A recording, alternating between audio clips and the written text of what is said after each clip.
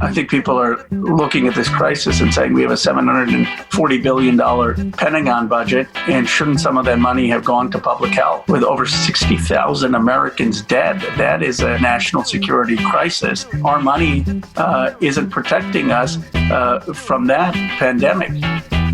That's the voice of Congressman Ro Khanna of California's 17th Congressional District. He's today's guest on Press the Button, a Plowshares Fund podcast dedicated to nuclear policy and national security. But first, here are your co-hosts, Joe Cirincione and Michelle Dover. Welcome back to Press the Button. Today is our 56th episode.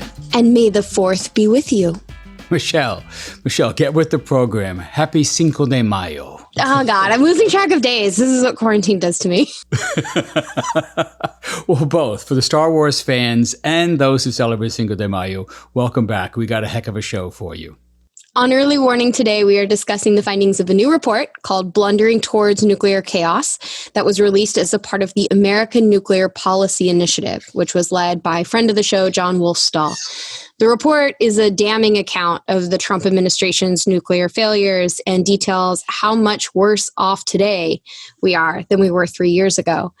Alex Bell and Richard Nephew, two of the report's authors, join me to discuss the steps a new administration should take regarding Iran and the global non-proliferation regime. And we're making news today. Another friend of the show and a returning guest joins us for our interview, Congressman Ro Khanna of California. He's one of the leading progressive voices in Congress and serves in the House Armed Services Committee. And he is announcing his opposition to the increased funding for the new ICBM program. He lays down new rules for Pentagon budgets. First, he says, we have to freeze the budget. No programs should be getting an increase unless absolutely necessary. We should be spending our money to counter the effects of the pandemic, not to be accelerating new defense programs. Second, he singles out the ICBM. He's been looking at the massive increases for the nuclear weapons budget, and he thinks this is one system we don't need. We can safely slow it down and leave it to the next administration to decide whether we truly need it or not. Third, he wants to block any new funds in the Pentagon for the next COVID relief package. Remember, they got $10.4 billion in the last one, outraging many people who said that we should be spending that money on true relief to counter the pandemic, not for defense contractors. And finally, he makes a plea to the House leadership to be clear up front that they will defend the House defense priorities in the Pentagon budget bill, the National Defense Authorization Act. So this time, when we go to conference with the Senate, he says, we got to make sure that the House leadership will stick with the progressive priorities the House passes. To me, this interview is really getting at that conversation that we've actually had in the past few episodes, that the pandemic has just exposed that what we say are our priorities versus what are actually our priorities are two different things, and that we need to reallocate funds that go towards solutions that actually make us safer and more secure. Yeah, I agree. I think you're seeing that Ro Khanna is one of the leaders in this new wave that's recognizing two new realities. One, the defense budget will go down. Even conservatives say they're looking at least a $30 billion cut for this budget. And second, that we have to redefine national security. What is really threatening our national interest? A hint, the things that are threatening us do not have military solutions. And after that comes my favorite segment, where I ask Joe a question from one of our listeners in Virginia. I'm looking forward to answering that. And you know, Michelle, my personal countdown has begun here. I'm retiring as president of Plowshares on July 1st. So these are my last 8 podcasts. I know, I really can't believe it that there's only 8 left. So now's your chance, to all you listeners out there, to ask Joe any question you want. Just send your questions to Press the Button, either through Twitter. You can DM us or tweet at us at PressButtonPod, or send us an email at pressthebutton, that's all one word, pressthebutton@plowshares.org. And give us a follow. If you're not on Twitter, but you'd still like to support Press the Button, give the show a rating on Spotify, Apple Music, or anywhere you get your podcasts. Thanks for tuning in today. Michelle and I continue to do this through Zoom. Michelle's in her closet in New Haven. I'm in my basement in Tacoma Park, Maryland. I miss talking to you in person, Michelle. It's been almost 2 months now. I can't believe it. It's, yes, I'm sitting here with all these clothes and ties. It's just not the same as the glass enclosed nerve center of Plowshares Fund. I don't think we're going to get back to it before I leave, but we're going to keep broadcasting. And we've got a lot to cover today. And both my clock and the podcast clock is ticking. Let's get going. And now, early warning. A 7-minute synopsis of this week's nuclear news. Thanks, Del. Joining me today is Alexandra Bell, Senior Policy Director at the Center for Arms Control and Non-Proliferation and a former Senior Advisor at the Department of State, and Richard Nephew, Senior Research Scholar at Columbia University. Welcome. Thanks for having me. Thank you. I've invited you both on to discuss a new report released this week called Blundering Toward Nuclear Chaos, the Trump Administration After 3 Years. It was released as a part of the American Nuclear Policy Initiative, a group of government practitioners and non-governmental policy experts with deep expertise on nuclear issues. And full disclosure, I am also a participant in this initiative. The top line assessment of the report is that on the progress or lack thereof in terms of nuclear policy under the current administration, and both of you contributed to the report on two different but timely topics. So what I'd like to do today is discuss what your assessment has been of the Trump administration's nuclear policy efforts and what is the top issue facing a potentially new U.S. administration in 2021. Richard, starting with you. We are now in a new crisis phase regarding the Iran deal as the Trump administration appears to be building a case to dissolve the agreement through maneuvering at the UN Security Council. And you write in the report that Iran is more dangerous and less constrained than when the Trump administration took office. And you identify that the challenge here is fundamentally a political one. The Iranian regime has the technology know-how to pursue nuclear weapons, but it has not yet made a decision on whether to create a bomb. So how has the Trump administration affected this rationale? Yeah, I think in pretty unfortunate ways, the Trump administration has reinforced all of the bad tendencies that you can imagine in Iranian security calculations. I think that there are people in the system who have long felt that Iran would only be secure if it had nuclear weapons. But they were arguing against others who were saying, actually, the pursuit of nuclear weapons could put us at risk. But for all those arguing in favor of negotiations, in favor of restraint, in favor of trying to come to some kind of a reasonable, modus vivendi with the rest of the world, I think they're losing the argument in Tehran. What they are being forced to argue is that agreements couldn't still work when they're having it manifestly thrust in their face that they don't, that the United States and other big powers will abide by them when they're having it manifestly thrown in the face that they won't, and that they're better off. But they're seeing their economy in deep trouble. They're seeing their potential security interests at risk. And so I think the real problem, the real threat we face now is that the people in Iran who are committed to try and finding a better way of working with the international community are going to be completely sidelined. And that means that those who are in favor of having nuclear weapons and making the argument that they will provide security and stability are potentially going to be the winners. You also outline in your piece 6 questions for a new U.S. administration. What would be the first step that you would advise a new president to take? Well, I think that the first key step is to make it very clear that, in fact, we are not interested in regime change again. In fact, as we write in the article, the entirety of the Trump administration policy seems aimed at a all-in victory in which Iran capitulates. And so I think we need to reset that conversation with the Iranians and make sure that they understand that there is, in fact, a path in which diplomacy, negotiations, and stability can reign.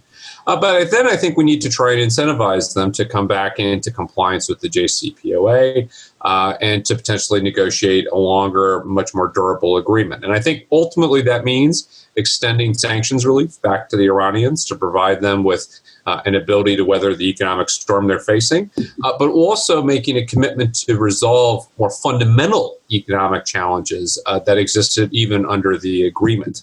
And I think if you were in a position to offer both of those things to the Iranians, you've at least got a chance that they might be prepared to sit down and talk. Alex, the pandemic forced the postponement of the every 5 years review conference of the Treaty on the Non-Proliferation of Nuclear Weapons, or the NPT. This would otherwise be taking place right now in New York. So a new date has not been set, but the issues obviously remain.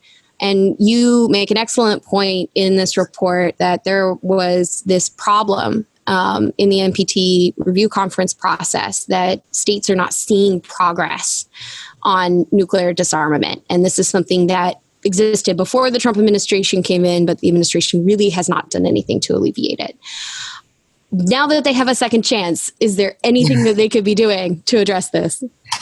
Thanks, Michelle. Yeah, it's absolutely true that the Trump administration inherited an intricate system of treaties and agreements at the core of which the most important was the NPT.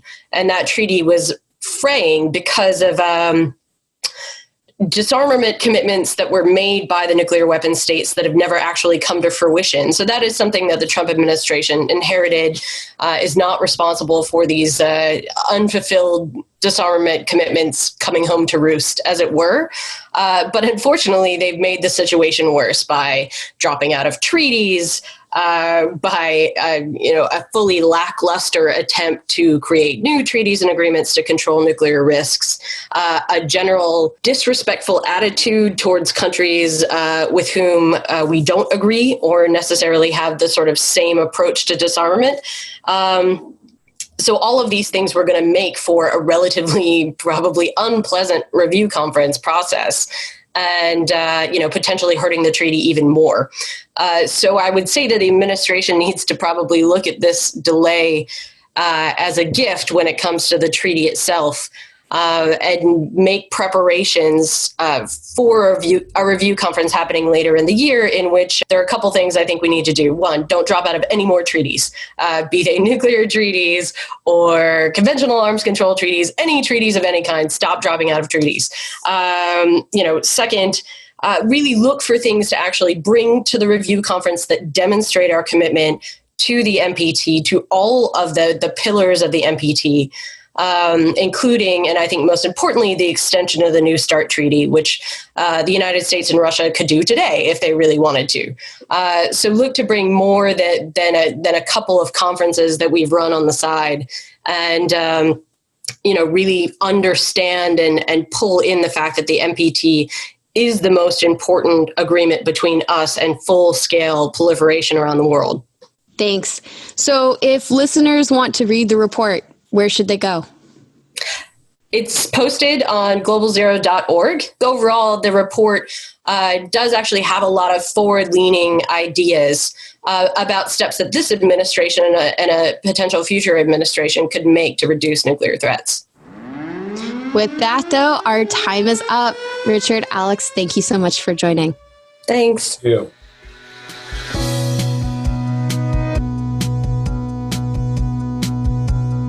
Representative Khanna, thank you very much for coming back to Press the Button. It's a pleasure to talk with you again.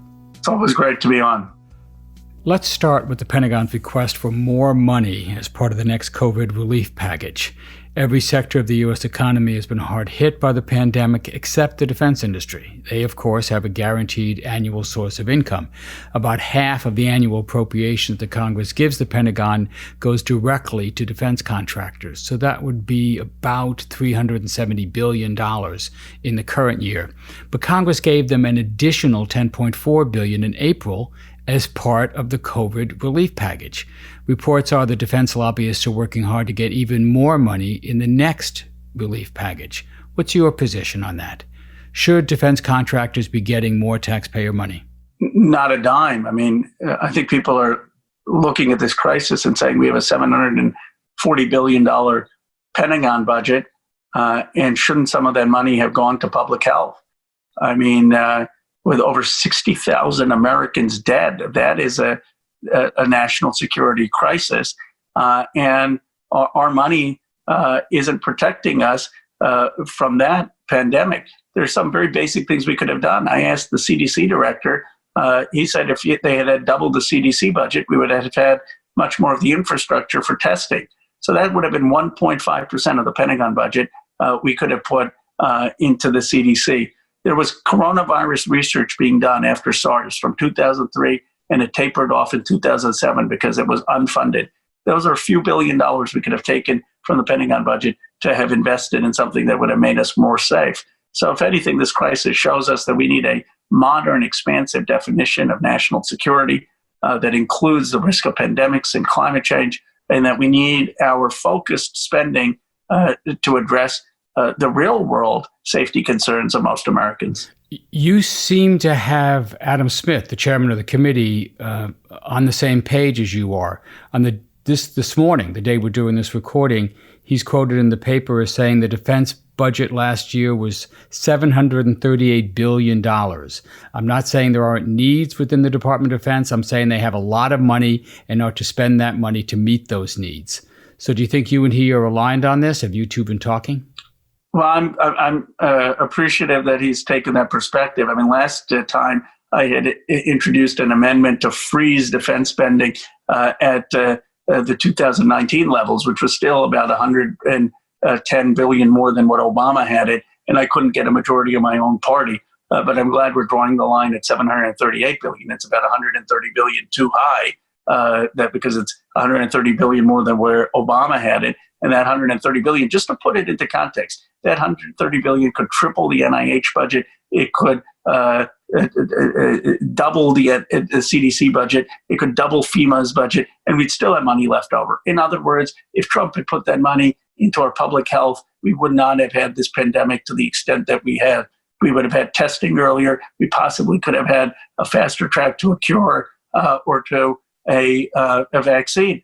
And it's important to understand the private sector just can't do that. It would have been ridiculous to expect the private sector to be spending money on coronavirus in 2007. There was no market for that, but the public spending can do that. So I'm glad to hear Adam Smith has taken that view, and I hope Democrats hold the line that $730 billion is enough. Yeah. Well, you've got a lot of support outside of Congress. 62 organizations recently wrote a joint letter to Congress demanding that no new funds be funneled to the Pentagon as part of any of the COVID relief packages. This included pro-diplomacy groups, veterans groups, faith groups, environmental groups, and Plowshares Fund. We signed that letter. Do these kinds of letters matter? Do you feel the impact of this kind of support from outside groups? I do think it matters. I think it matters. It mattered in our advocacy on Yemen, where I passed the first War Powers resolution with Bernie Sanders to stop our support of Yemen.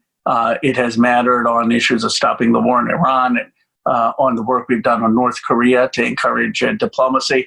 And I think the letters matter the most when they aren't just from the leading experts, but when they engage citizens. And that's, of course, the hope of 21st century foreign policy, that it will be less a domain of the elites, less a domain of expert opinion, and more driven by the wisdom of citizens, which I think actually would lead to a more just and strategic foreign policy. What about Pentagon funding overall? Do you think it's actually time to cut the budget and shift some of the funds? You seem to be saying that in your opening comments. I do. Go ahead, please. Let me know. Take it back to Obama levels, which was still a huge increase, and use some of the money for public health, for climate change, for new threats in terms of cyber attacks, for looking at, but particularly our public health and climate change funding. And we need to think about what the threats of the 21st century are. Now, I don't want to dismiss traditional challenges. I mean, obviously, you have Russian aggression in Ukraine and Georgia, and Russian election interference. Obviously, you have the rise of China, authoritarian capitalism, and their foray into Africa, and their potential disruption of the navigation of the seas. And we need foreign policy experts to help us navigate that. But those are not the only challenges. We have other challenges that are more immediate. And some of those challenges are going to require international cooperation. So we need to have a new approach to national security in the 21st century that looks at not just the old traditional threats, but the new threats, and figures out how we can solve them and work cooperatively, even at times with adversaries, and how we can do that more on the basis of liberal, democratic, pluralistic values. That's our challenge. Just in the past couple of months, there's been increasing talk about exactly this, redefining national security, rethinking national security. Maybe you saw that Max Boot op-ed in the Washington Post, leading defense hawk now saying the budget's got to be cut. The challenges we face do not have military solutions. Ben Rhodes writing a big article in the Atlantic. I'm having these kinds of discussions with my colleagues, but I see a sort of a split inside the Democratic Party, and I want you to honestly tell me if you're seeing this as well. That is, just last night, for example, I was at a virtual dinner where a group of Democrats were presenting their alternative policy. It was heavy on criticism of Trump, but very light on specifics, and very hesitant to talk about any cuts, either in the overall budget or particular weapons. And when pressed, they said, well, maybe a cut of about $30 billion might be in the offing. Do you have these kinds of discussions with your Democratic colleagues? Where do you see the fault lines? We do, and I think there's a hesitancy to be seen as soft on defense. I mean, of course, Jimmy Carter won in 76, 5% Pentagon cut, and won pretty decisively in 76. But I think since then, in terms of the electoral map, but I think since then, there's been a sense that if you propose cutting or even keeping Pentagon budgets stable, that you're going to be seen as weak on national security. And that's why I think what we have to do is redefine national security. Even the traditional defense spending, we're probably underinvesting in AI. We're probably underinvesting in the cyber attacks that we could be facing. We're underinvested in 5G. I mean, everyone goes and says, well, let's not have Huawei. But I was at the Munich Security Conference, and the former president of Estonia said, okay, you're telling us not to buy Huawei. What are you offering? And why did we not have the investments in critical 5G hardware and infrastructure? So what the Democrats have to say is we have a definition that's going to keep this country more secure. We understand technology better. We understand science better. We represent those districts, in my case, Silicon Valley. We're going to make sure that we have the 21st century leading science and technology in our military so no one can get ahead of us. And we're going to make sure that we're on top of things like pandemics, which Bill Gates was on top of. We're going to make sure that we're on top of issues of climate change, which have hurt some of our military bases, potentially with hurricanes. And we're going to make sure that we actually are going to define a framework for how we can cooperate when needed with our adversaries, and we're going to force them to define, cooperate on liberal democratic values. In other words, we're going to lead the World Health Organization to make it more in the image of a liberal democracy than cede those multilateral institutions to China and Russia. And so I think we have to have just a whole different approach to national security and put the other side on the defensive and say they're keeping us less safe. They're not smart enough about national security. They're going to cost us lives. They're going to cost us strategically. Instead of saying, "Oh no, we're doing something too. We're strong too." One of the things in politics is if you're not on the offense, you're losing. If you're playing defense, you're losing. And the Republicans are good about playing offense. We have to play offense on our side and with the truth on our side. One of the ways you've been playing offense is on ending the endless wars and preventing new wars. You recently introduced with Senator Ed Markey of Massachusetts the No Unconstitutional War with North Korea Act of 2020. Can you tell us what this bill does and why you're introducing it now? Well, we should not be having a war with North Korea. It would be absolutely foolish to engage in such a war. And by making it clear that the president has to come to Congress, we actually increase the chances of getting a deal with North Korea. I mean, the tragedy is Bill Perry almost got a deal in '94, right? This was before North Korea had weapons of mass destruction. With the nuclear capability, it was easier to get a deal back then. What we need to do is pretty obvious. We need to get past the 53 armistice. I think if we were to do that first in good faith, then you would probably see some reduction, a significant reduction in nuclear capability in North Korea, and then you can negotiate from there. It's a harder negotiation now than it was when Perry was doing it, and Bolton basically destroyed all the work Perry had done. But I want to see us engaged in North Korea and trying to come up with a solution. To have a war there would be catastrophic and hurt our national security. Are you planning to offer this bill as an amendment to the National Defense Authorization Act? We are, and I'm hoping that we can get bipartisan support for it. I mean, I've defended the president when he has engaged with North Korea. I disagreed with his tactics. I certainly wouldn't have had Bolton within 10 feet of any of those negotiations, and I would have sent a team first before having the president engage directly. But when he engaged directly, I didn't have a problem. I was one of the few Democrats actually saying, look, if he's going to talk to people, fine. I'd rather have a diplomatic solution. So I'm hopeful, given that I've been bipartisan on this issue, that we'll have some Republican support the amendment as well.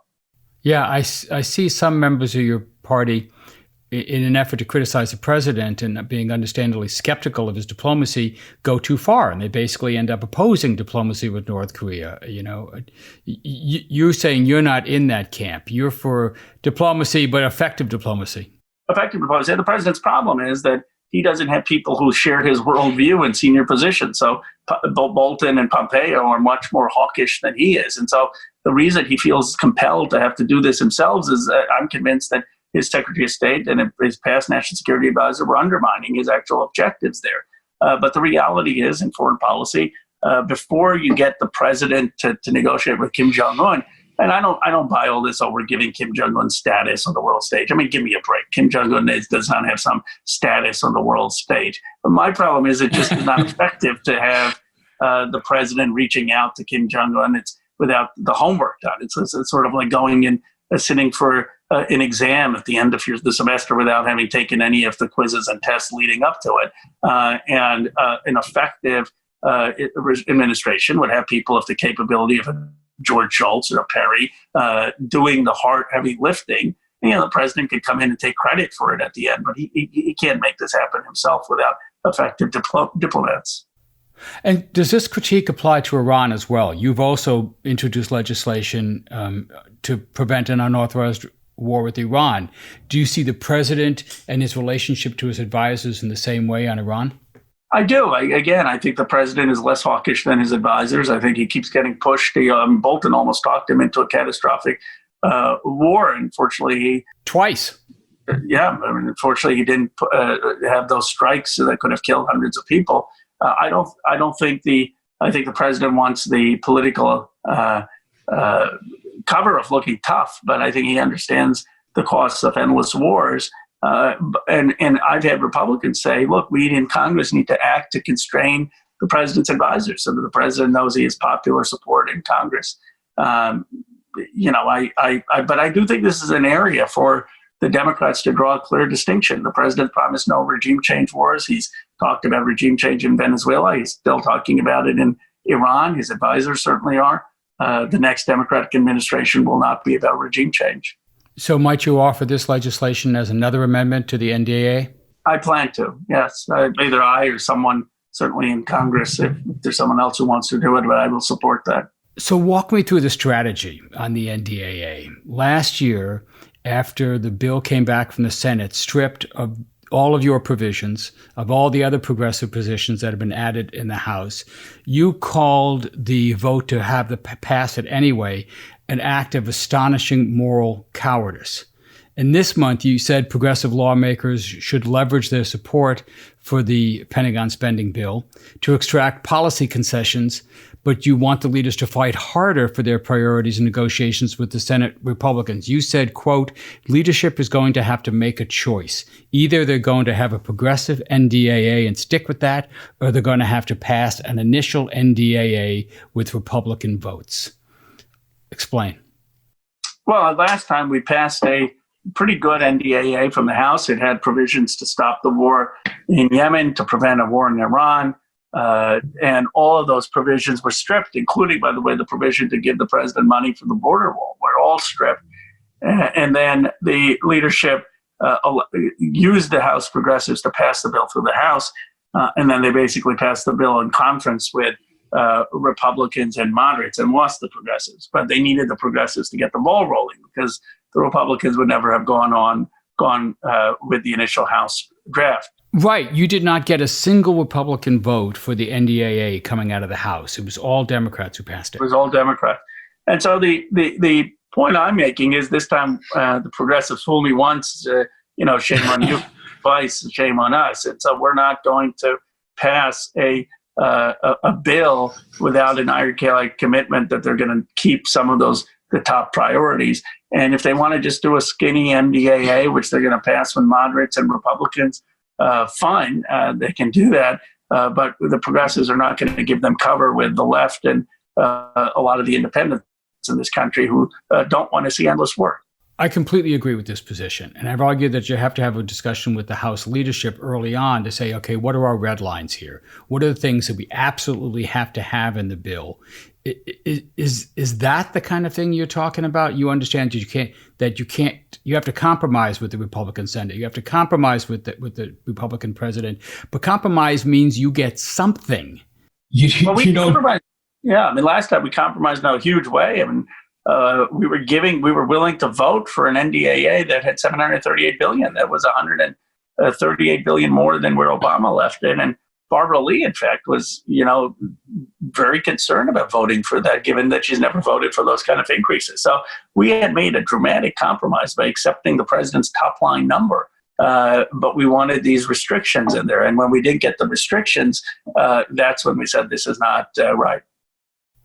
So do you think this is possible? Do you think you can get agreement among the leadership that they will insist on at least some of the policy positions the House passes? I do. I mean, I think one place we're looking at is to limit the modernization of new ICBMs, to not have additional money for that. And I'm working with Bill Perry on that. And we could say all the extra money for ICBM modernization, which is one of the greatest threats of nuclear war. If you ask Bill Perry and other experts, even Mattis has said that's one of the greatest risks of nuclear war.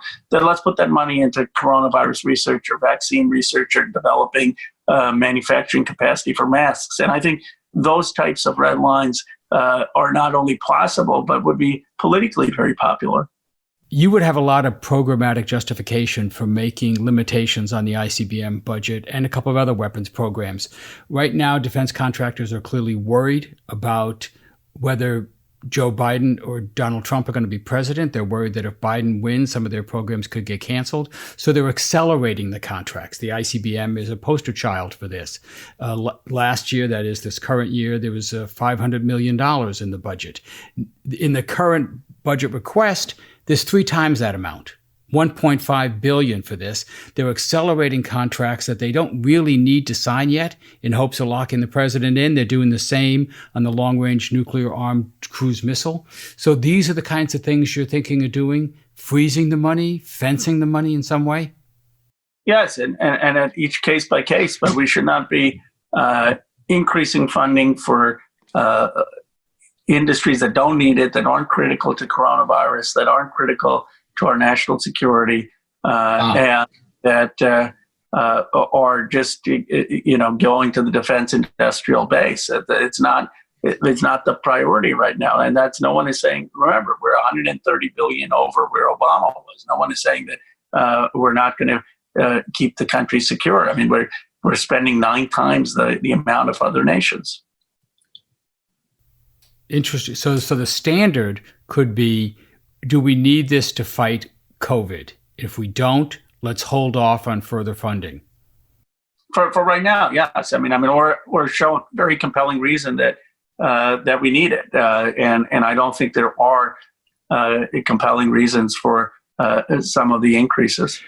Now, the problem you'll have is that many leaders believe that you have to pass a National Defense Authorization Act. So the Senate believes if they wait long enough, the House will just fold and they'll vote for the bill that the Senate wants. What do you think about that?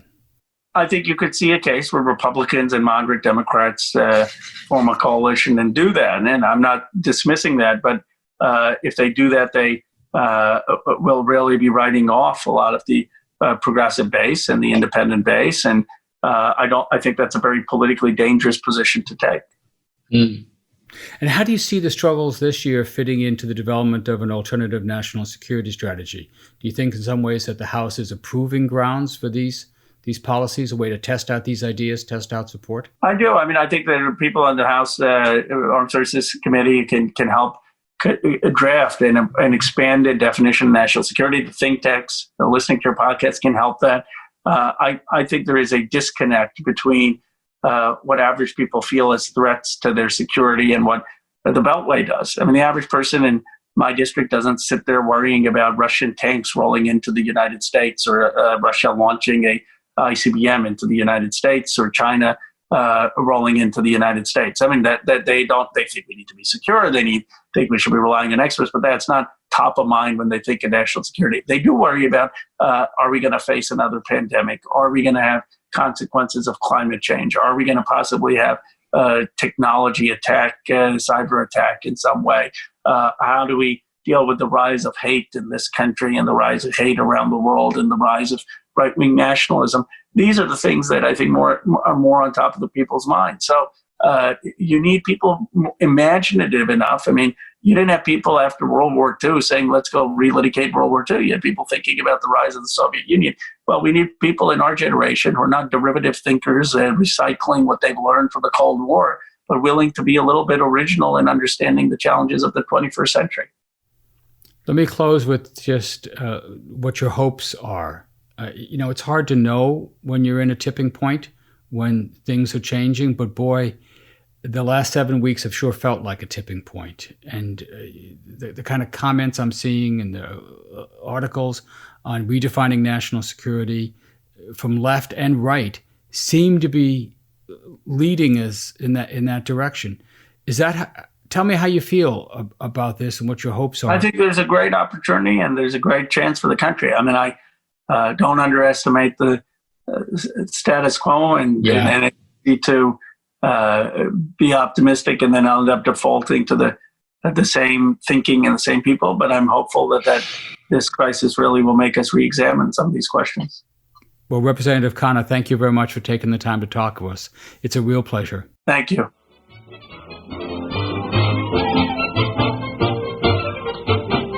Letters, we get letters, we get stacks and stacks of letters.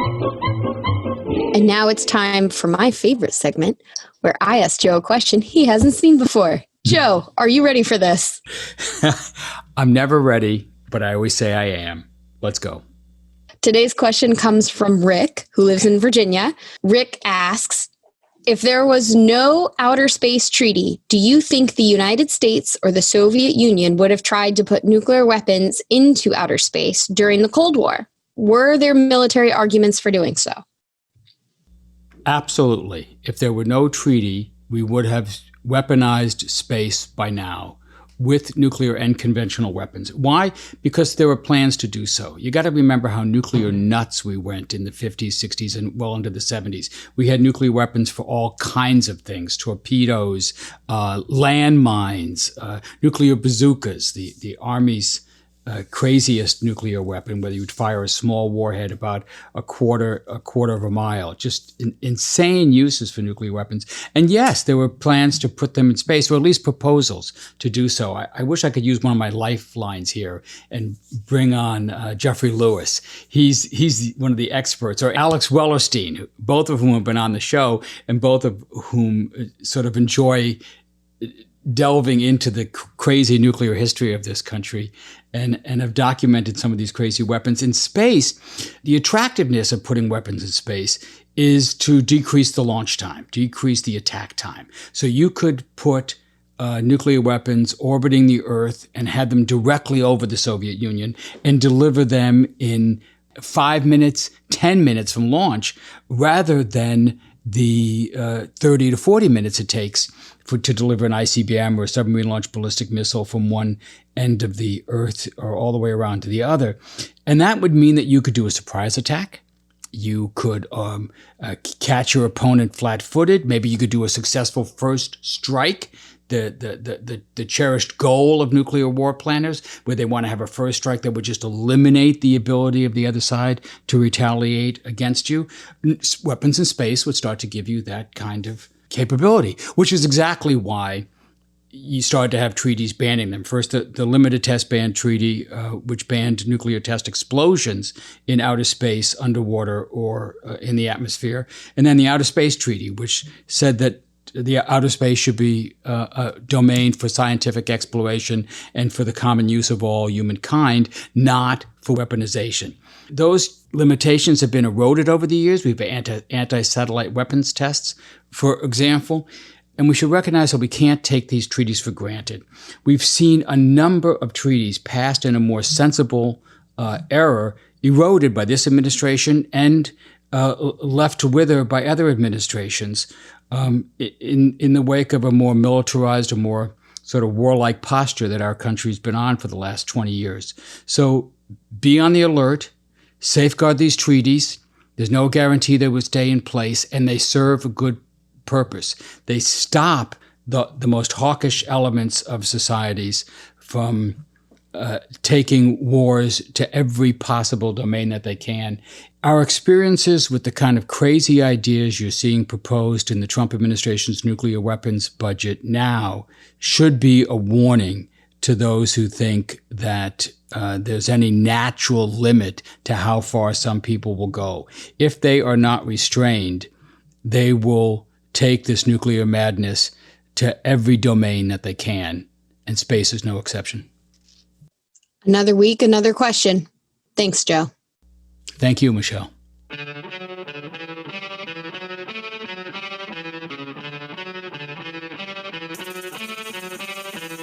Thanks for listening to Press the Button. This podcast is produced by Delphine Vigil, Zach Brown, Derek Zender, Alex Spire, and Will Lowry. Sound design by Derek Zender. Audio engineering by Derek Zender and Will Lowry. Research by Alex Spire. Our theme song is by Lyrics Born and the Poets of Rhythm, sampled with kind permission. Additional music by San Francisco-based bands 17 Evergreen and the Society of Rockets. To continue the dialogue and support our work, visit plowshares.org.